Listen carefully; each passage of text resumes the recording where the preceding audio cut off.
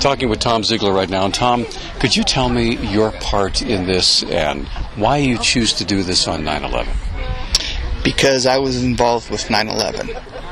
I used to travel to New York every year for about 2 weeks and get some training done, and hazardous materials, and then I bring that training back here to our department and train our guys, and then it would just spread through the state. Our guys would train other people.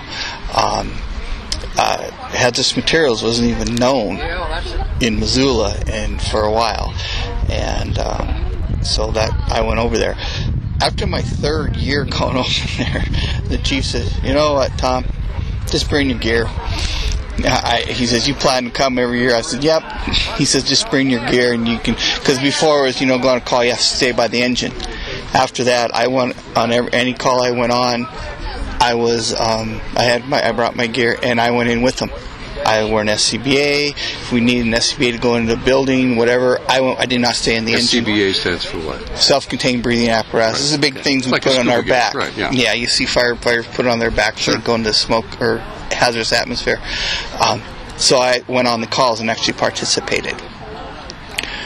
The week of 9/11, or September 11th, I had some tonsil stuff done, and so I wasn't able to go that week. So I was going to put it off for a week.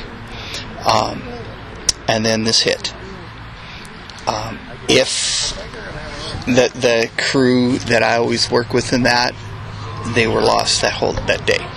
If I would have been there, I wouldn't be talking to you right now. So all the friends that I met and everything, you say, "Where are you from?" "Montana." "Where?" You have to explain it to them. My friends that I lost deserve this.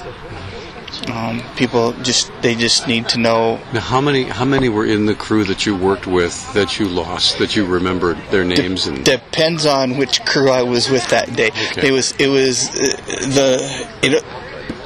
It was in Math Path. It's hard to say, Math Path. They call it the Bulldog area. It was only hazardous material in the whole city of New York. So we were busy. We ran over 13 calls a day. And that's just it. There's more at night. So it was Hazmat 1 and Squad 288. Those are the guys. Out of all the people that I know, I lost 27 friends.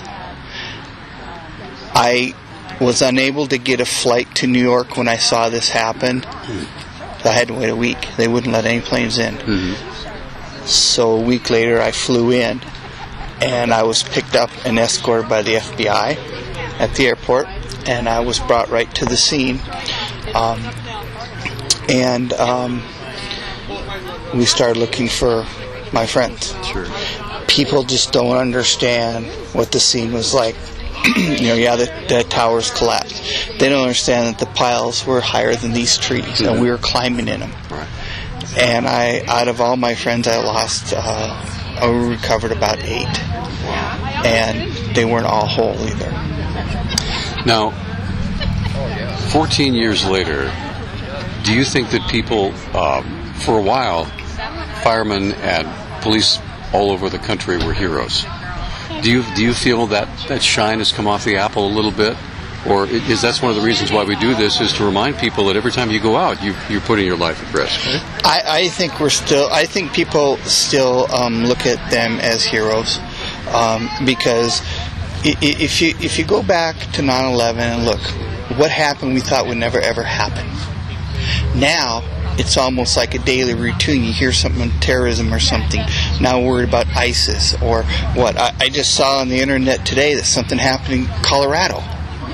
I mean, it's like people, figure it's just going to happen.